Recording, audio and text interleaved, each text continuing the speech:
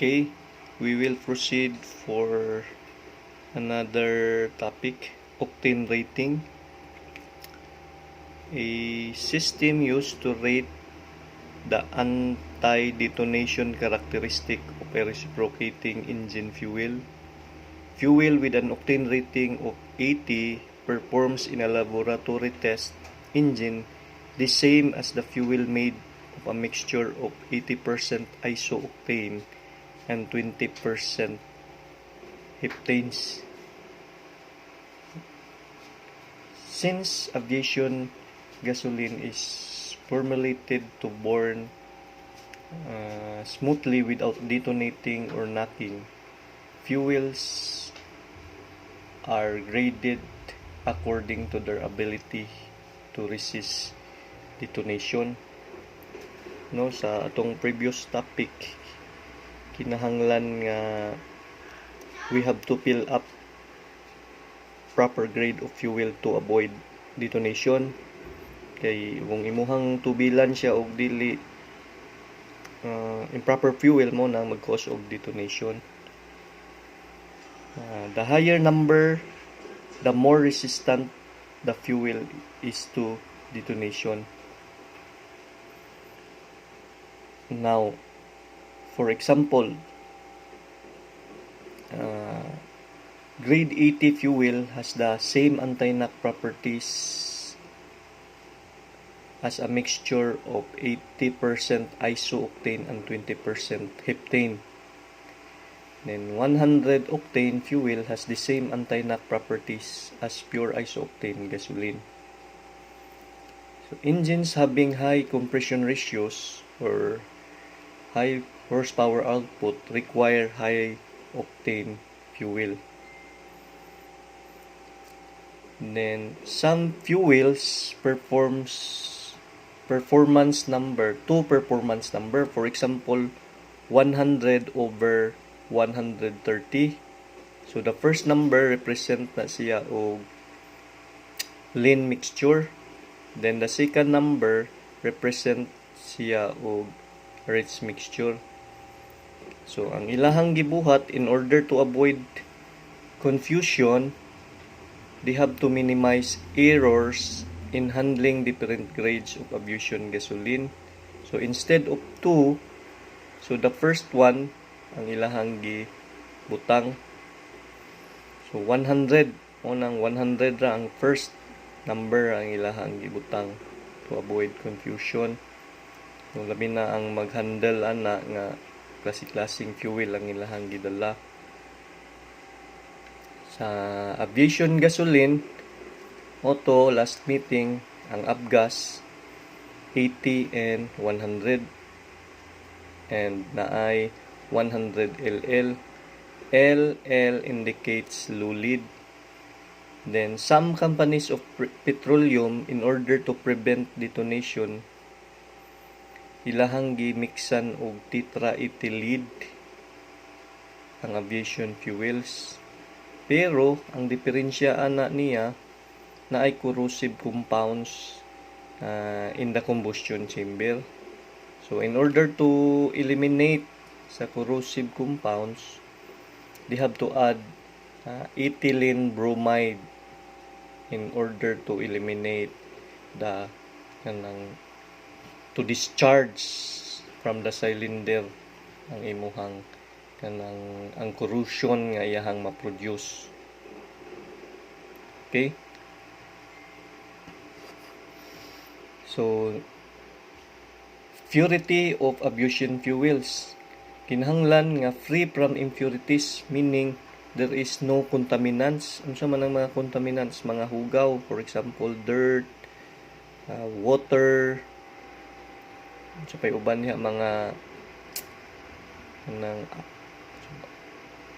dirt, water or acid nana o basta contaminants nga masud sa imuhang fuel tank, no? So nganong delikado man na siya, labi na ang water. Kay like for example sa imuhang jet na ay bus ana nga masud, so mupundo to siya magluop, so dili na siya kagawas ang imuhang fuel. So mo na hinungdan nga usa sa problema sa imuhang fuel system or sa imuhang the entire engine. No, labi na ang tubig. Kung ma-freeze ang motor, mahimo man na siyang ice kung tuwa ta sa higher altitude. So, mubara na siya dito, mapawong ang imuhang makina. So, kinahanglan ang imuhang our aviation fuel is free from impurities. So, in order to eliminate those contaminants, they provide kanang kinahanglan importante na to ang atong fuel strainer or filter. So, kinahanglan na to limpyuhan ang imuhang strainer. Kay kung dili pud nimo malimpyuhan mo na pwede makagawas ang mga hugaw. Mo na usa sa hinungdan nga masudlan ang imuhang fuel system o hugaw. Could be harmful to your engine. Okay? Then we have fuel identification. No? Sa fuel identification, in the past, there were 4 grades of aviation gasoline. So, like for example, 8087, 9196, which is color red, 100 over 130, 115, 145 for the color green. So, ingon ana. So, at present or current use for the aviation gasoline, gi-eliminate na ang uban. So, mauna ang current color code is 80 and 100, which is color red, and 100 low lead, green. And then we have another color which is blue. So meaning depende na sa iyahang murag ng dye or tina, no? So ang pure gyud niyang color is color white nga straw, pero karon na ay mga mixtures ana mo na ay dye mo nang naa sila'y nahimong green o blue. Okay? And then the most positive methods of identifying the type and grade of fuel. So, kinahanglan nga ma-identify nimo gyud ang type and grade of fuel nga gida sa imuhang kanang fuel truck or na facilities sa airport. Dili man gud pareha diri sa atoa nga kita may moduol sa gasoline station. So, on an airport, the fuel truck will go to the aircraft. So that's why we have positive methods of identifying of aviation fuels. So number 1, marking of hose, of the hose. Kinahanglan nga na ay marking sa imuhang hose nga gigamit sa hose sa imuhang fuel lines. So naa na siya color band and not less than 1 foot wide, painted adjacent to the fitting on its end of the hose. So naa na siya color aron ma-identify as a mechanic, makakita lang ka sa color, makahibaw na ka sa type sa fuel na imuhang ibutang i-fill up. Then number 2, fuel trucks and hydrant carts are marked with large fuel identification decals. So nay dakong marka syaro na pud og malipat, no, nga nay dakong marka. And then ang ikatulo, airport fuel handling facilities and equipment according to the kind of grade of fuel they contain.